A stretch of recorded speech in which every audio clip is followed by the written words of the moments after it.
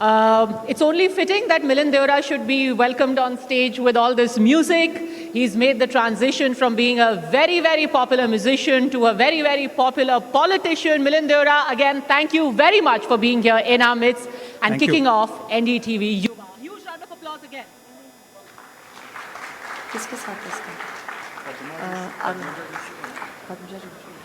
So, Mr. Deora, I want to start by asking you, in the last few days, the word Gen Z has been in a lot of currency. First of all, what do you make of the Gen Z in our country? If one was to ask you, Gen Z India, what would you say to them? Or what would come to your mind? Well, firstly, thank you for bringing NDTV Yuva to Mumbai. What does Gen Z mean to me? Besides the fact that the average age of Gen Z is about 20 years, that we are the largest global cohort of Gen Z, almost a quarter of our country is in that age bracket. Gen Z to me means aspirations, wanting something very, very quickly, not wanting us as politicians to talk down on them, but to engage with them at the same level. And I think in my profession, if I look at what's happened recently in Nepal, it's very, very critical for us as a political community, regardless of which party we belong to, regardless of which ideology we belong to address the issues that really matter to these young people, not issues that are disconnected from them, and to communicate in the language that they understand, through the platforms that they understand, through the mediums that they understand. So I think Gen Z is aspirational, Gen Z is hungry, Gen Z is motivated, and it's for us to figure out a way to channelize that motivation, that aggression, that aspiration towards something more positive. You know, it's interesting you say that we want to channelize this aggression and I would say a little bit of restlessness that our Gen Z has. I would actually like to call them Yuva. पूरी दुनिया उनको Gen Z बुला रही है. I think हमारे देश में है Yuva is a better idea. Why borrow what somebody else is using? तो हमारे देश के जो युवा हैं उनको अब बोला जा रहा है कि भाई आप भी सड़कों पर उतरो, जैसे कि नेपाल में उतरे हैं. हमारे देश में क्या कुछ चल रहा है? क्या आपको लगता है जिस तरीके से Gen Z नेपाल में थे, हमारे भारत के युवा उस तरीके से सड़कों पर आने को तैयार हैं? We could see something like that happening. देखिए, सबसे पहले भारत और नेपाल में बहुत अंतर है एंड हमें भारत को नेपाल या श्रीलंका या बांग्लादेश से कंपेयर नहीं करना चाहिए. भारत के युवा, नेपाल के युवा, भारत के युवा, श्रीलंका और बांग्लादेश के युवा में बहुत फर्क है. So any politician who might be calling on Gen Z and the youth of India to go out and protest on the streets, to go out and create mayhem on the streets, is doing a disservice to the Yuva themselves. And I don't think young people will take those politicians very seriously. But there is a larger point and a larger theme at play, which is around the world. If you look at democracies from the United States to India, if you look at protests now in US campuses, you called it restlessness, I call it aspirational. If the aspirations are not channelized properly, it becomes restlessness. If that restlessness is not addressed quickly enough, it can become mayhem. So for us as a political community, it's very clear creating opportunities, addressing the issues that matter to them are very important. Today, for example, I'm sure all the young people present here, beyond the traditional ideological divides, are you left, are you right, people are concerned about jobs, healthcare, education, air pollution. Can I become an entrepreneur? Can I become a sports person?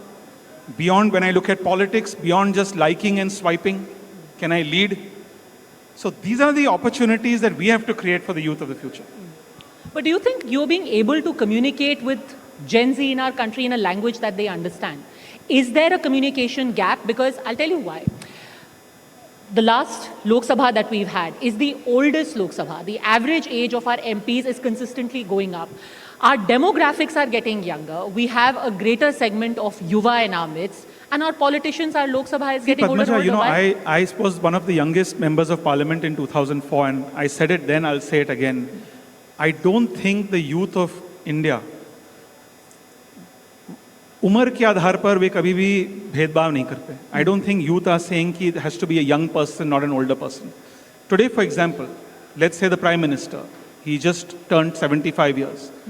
Whether it's through Instagram, whether it's through other platforms, whether it's through Man Ki Baat, is able to connect with the youth more effectively than, say, a younger politician.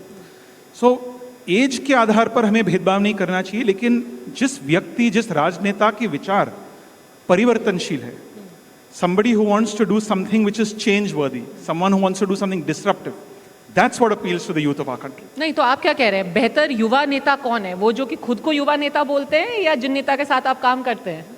नहीं, मैं कह रहा हूँ, who's the real Gen Z politician today? I mean, in my opinion, one of the politicians who's communicating very effectively, not from my party, but despite that, who we must give credit to, who's effectively reaching out to the young people through different platforms, from on cultural issues, social issues, economic issues, political issues, would be the Prime Minister. It's very rare for a country where you have a third-term head of state to still be engaged with an aspirational generation like Gen Z. And I think he's doing that effectively. But it's important for all politicians, as I said in my earlier statement, that regardless of which party you come from, to stay engaged, to understand, to have a dialogue with them. I think this generation will not accept any political leader who is indulging in a monologue. मैं यदि खड़ा होकर मैं केवल उनको भाषण दूंगा, आपको ये करना है, आपको ऐसे एक नागरिक बनना है, people will not accept that.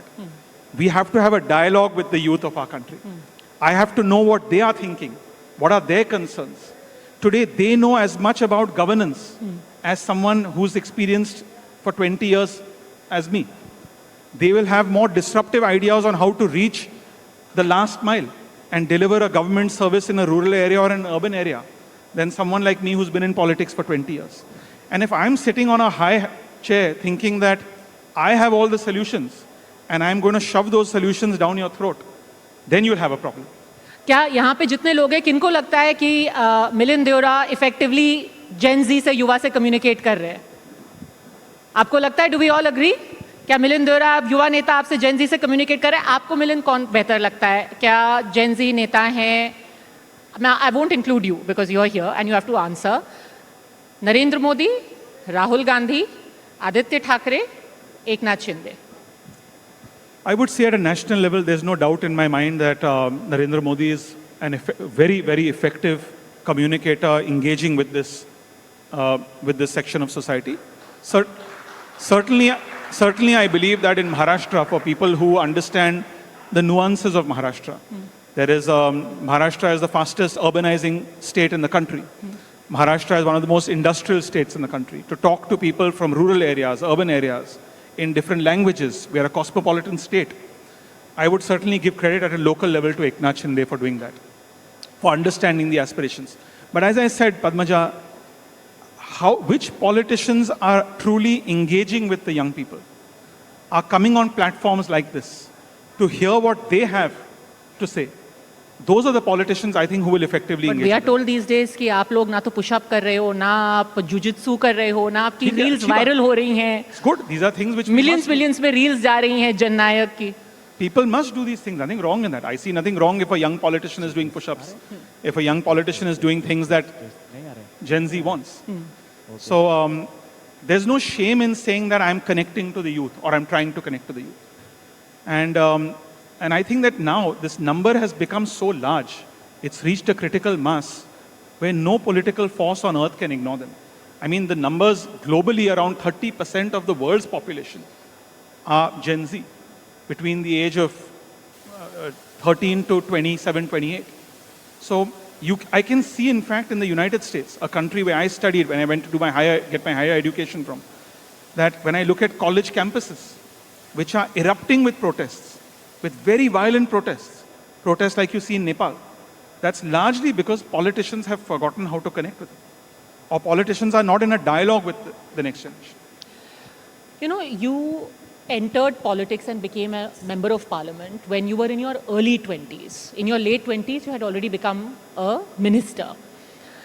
From then to now, how different is it to be in public life and politics? Because now everyone is judging you real time.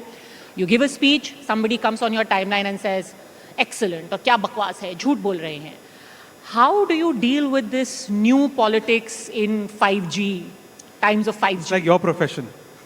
It's the same for the media. I mean, back in the day when I entered politics at the age of 27 in 2004, what mattered to a politician was an article written in favor of you or against you in a newspaper. Today it's the reel that matters. Is it a good story? Is it a good reel? Is it going viral? So the mediums have changed. The issues in many ways remain the same. And I'll be very candid with you. 20 years ago, the young generation of India, people who were in their early 20s, they had similar aspirations as today's young generation. Hey. They would also tell me that we don't want to be divided on issues like caste and religion. We are aspiring for clean air quality. We want to be entrepreneurs. We want to build some of the world's top tech companies in India. Can you facilitate that ecosystem? Can you get us access to the best universities? Can you create economic opportunities right here in India so we don't have to get educated here and then travel overseas to get a job? And that remains the aspiration of young Indians today. So that's what we have to live up to. What's the funniest reel ever that someone made about you, or the funniest comment which you was just like, I don't know where that came from? I'm not sure if there's a funny reel ever made about me, but well, sometimes, as I mentioned to you that as a guitar player, one of my early opponents who, when I was in my first election, I was 27 years of age and she was in her late 60s. And I had returned from the United States after getting my higher studies, and she would say, "Ye Boston se guitar bajane wala neta hai, and main sthanik neta hu," and those kinds of things would create, it would create some kind of controversies. But again, the mediums have changed, but the issues remain the same. You said that now our Yuva is more aspirational, and the issues that matter to them are things like, our jobs being created, is my air clean, and yet, just a month ago, we had the entire city of Mumbai seeing people who were sitting there on the streets at Azad Maidan saying that we want reservation. My question is, sure, we can have a discussion about, the merits of reservation, historical needs, etc. But how do we ever plan in the 21st century to go forward if everyone is trying to get themselves labeled as backward? How is it that you are going to tell the people of our country, we are going back into caste politics, but we are a 21st century country, which is, trying to become the third largest economy? So there's few things. One is there's a huge difference between going back and becoming more casteist and giving people who deserve some form of affirmative action their rights. And I think politics in India is divided between the two categories. There is one section which believes that people who are backward are traditionally backward due to legacy systems. One way of empowering them, one way of giving them equal rights is through reservation. There are other political parties who encourage casteism, which is extremely dangerous. So I'm not in favor of those things. But I'll tell you one point which I came across in a survey a few months ago. Since you mentioned Mumbai, I'm not sure how many of the youth here are from Mumbai and maybe from other parts of the country. But now in a city like Mumbai, Padmaja, we will have an election to the municipality of the city. The Mumbai municipality is the country's richest municipality. The budget of the Mumbai municipality is larger than the budget of certain states in India. To encourage governance, whether it's a pothole on your road, whether it's flooding that happens during monsoons, whether it's access to affordable hospitals and schools. One concern I have about Gen Z, besides the fact that Gen Z also spends too much time on their mobile phones, is voting percentages. When it comes to civic elections versus, say, a parliamentary election, is very, very low. Yet, sometimes Gen Z is voting for parliamentary elections on civic issues. So the place where, if you want your local community to improve, whether you live in a city or a rural area, the place where you can get better governance is by increasing your participation in local elections. So the Gen Z over here, are you going to be voting for the Mumbai municipal elections? I can't hear you. If this is how loud you are going to have 2% turnout again. Louder. Are you assuring Milind Deora you're going to surprise him this time around when there are elections to the BMC? And please vote for any party, but please go out and vote. It's very, very important. Okay. Can we have a round of applause for the Gen Z here who have promised? And when they don't turn up, we are going to come back for the next Yuva and ask you why. Because it's all very well sitting here in an air-conditioned hall and making promises that you don't keep. You know, the aspirations of Mumbaikars, you've been now in government. Why is it that even now there are many issues which aren't addressed towards the youth? Can you confidently say that there are still youth-oriented schemes that your government has managed to bring in? Absolutely. How are you reaching out to the youth in particular? I mean, in the state government, for instance, has an apprentice scheme. The central government has an apprentice scheme.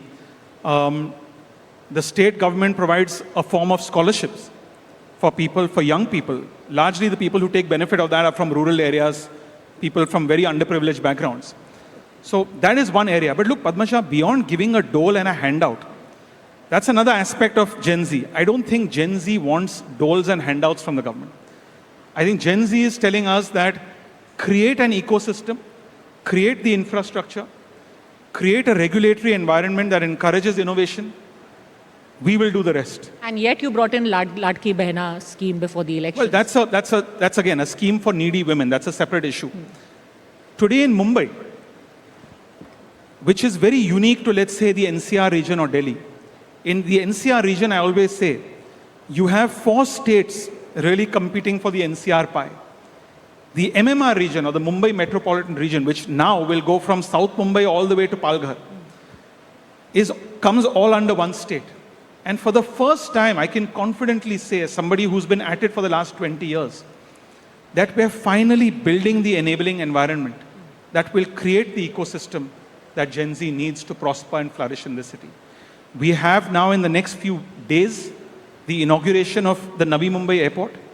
Mumbai Airport today is the world's busiest single runway airport. We'll have a second airport there. In the years to come, we'll have a third airport in an area called Palghar. We're going to build one of the world's largest ports in an area called Vadhavan, which is north of Mumbai. So when I look at this entire region, the Mumbai metropolitan region, it's going to resemble a large metropolitan area like you have in the US, in the UK, where you have several airports, you have several ports, you have several clusters of economic activity happening. And the Mumbai metropolitan region will not just be one of the largest economic contributors to the state, but it will be one of the largest economic contributors to India.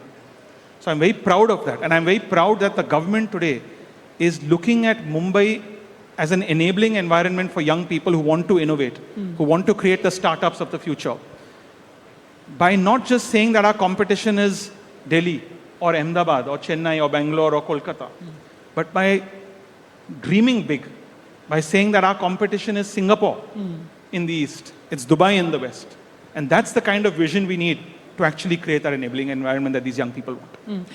But why is it in terms of optics, whenever somebody talks about, the two main alliances, and the fact is whether it be university politics, generally the kind of outreach that happens, the optics seem to suggest that your alliance is a very, how do I say it, not very youthful.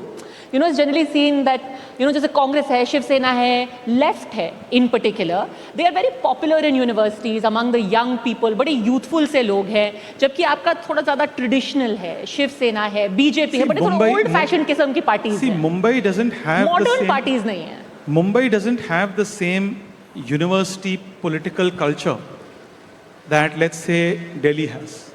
In Delhi University, for instance, elections are a huge thing. Parties get involved. We don't have that in Mumbai, thankfully.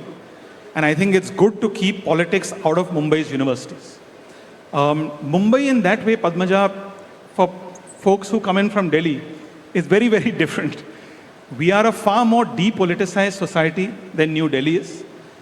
People here are more focused on economic opportunities. People here are more focused on cultural opportunities. We are proud that in this city we're the financial hub of the country. We're also the entertainment and creative services hub of the country. today, a lot of young people, for instance, they don't want the traditional jobs that they may have studied today. They may have studied finance and commerce, but they don't want a job in finance. Today, in a city like Mumbai, they can get a job in creative services. They can get a job in gaming, the legal gaming, not the illegal gaming which has been banned. But now in gaming, huge industry. Today, for instance, a company based in Mumbai, 30% of the world's, of Hollywood's movies, the visual effects of those movies are made in a company in Mumbai. So these are the things that young people are aspiring to. And I think that environment is being created for them. No, that is great, but I meant more like culturally. Culturally, do you think that the right of center parties, such as yourself and the BJP, tend to not have the kind of resonance that the left of center parties do? In universities? No, in general. In general, if somebody was to say... I mean, how would you say that? Because look at the electoral numbers. Look where the left is today in the country. Look where the left is in their bastion, West Bengal. Look where the left is in a state like Tripura. Except for Kerala, the left doesn't exist anymore. I'll give you an example. In Maharashtra, for instance, as part of the Red Corridor, the Naxal-affected region across India, Maoist extremism, left-wing extremism, there was a region in Maharashtra, there's a region in Maharashtra called Gadchiroli, which was heavily affected by left-wing extremism, violence, killing of paramilitary forces, police. Politicians couldn't go there, you couldn't bring governance there, you couldn't bring infrastructure there. Today, Gadchiroli has turned 180 degrees. From being a hub of Naxal violence, today Gadchiroli is well on its way to becoming the steel hub of India, where steel companies are setting up factories in Gadchiroli to mine iron ore and create economic opportunities. So that can happen. And the same Gen Z in Gadchiroli, who are very different from urban Gen Z living in Mumbai, who otherwise were forced because of a lack of opportunities to take up arms against the government, today they're going and seeking jobs. Today they want education. The same thing is happening in a state like Kashmir. Today, after the abrogation of 370, young people, women who in Kashmir never worked in the tourism industry, you see more and more young women working in hotels. More and more young people, Kashmiris, demanding more universities, more hospitals, more skill training centers, more economic opportunities, more hotels, more tourism. So that's what's changed. So it shows you that when there's political will, when there's a focus to actually get these things done, Gen Z responds. So outside of the social media bubble, also a world exists. Finally, I want to ask you, Milind Deora, as somebody who entered politics early, who's had a very long career now, a fairly long career in politics, much more ahead.